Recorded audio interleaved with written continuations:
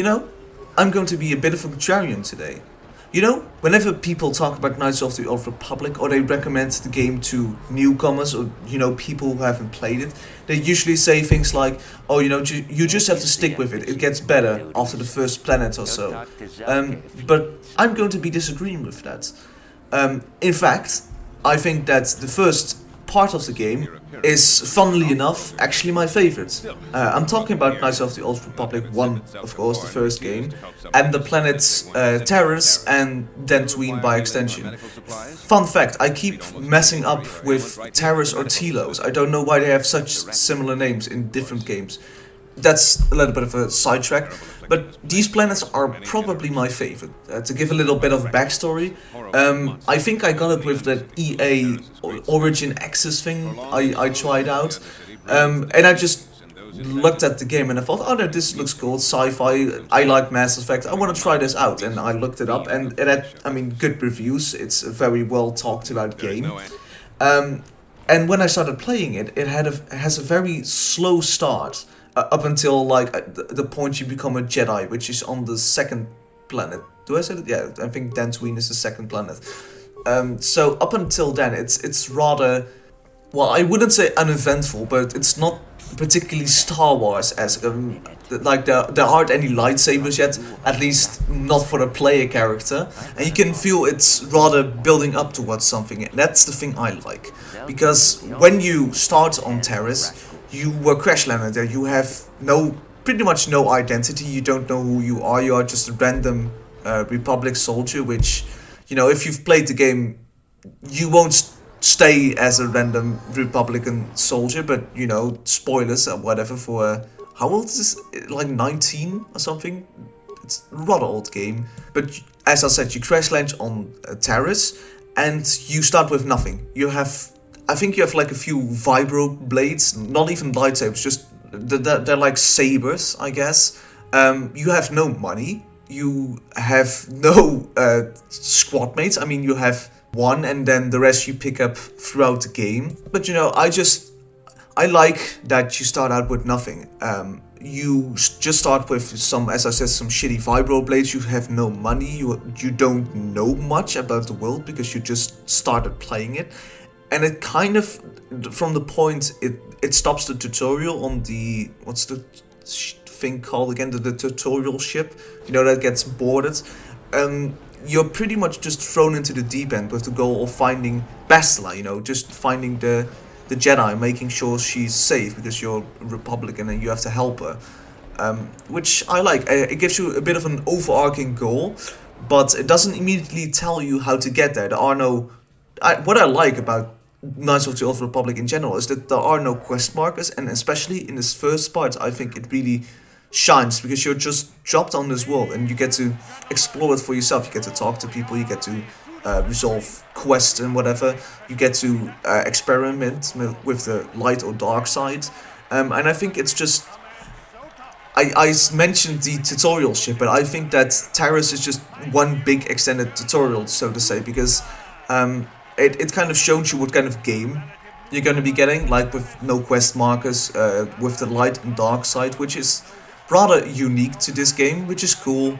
But you just have this one goal that you have to get towards, and the game doesn't really tell you how to get there. It's kind of left up to the player. At least it definitely feels that way. I think if you're playing it for the first time, I think it does it really well, because you have to figure everything out for yourself. And I get that some people might not like this. I think some people might find it boring or get uninterested in the game. And that's totally fair. Like, I understand if you get bored from it. But that kind of, this opening kind of hugged me. And I think if the opening wasn't as good for me personally as it was, I might not have stuck with the game. And what the point when you finally do get lightsaber on Dantooine, it feels all the more sweet, because you've been using these shitty vibro blades and whatever you can scrounge up for the past, I don't know how many hours. So, and like at the end of the game, you're storming your way through the Starforge. It feels like very much like a progression. And when eventually the plot twist gets revealed, which I won't say here just for the slight small chance you don't know it, which I would honestly find rather strange. Um, it just makes you feel all the more powerful, and I feel like there's a real progression from starting out as a Republican soldier with nothing, literally nothing at his disposal yet for one squad mate, and ending up as, you know, whoever you are, and force storming away. By the way, force storm is incredibly overpowered. Also the healing power, because it just doesn't just heal you; it heals also your squad mates. So if you're going to play it, get those both. I think they're very good.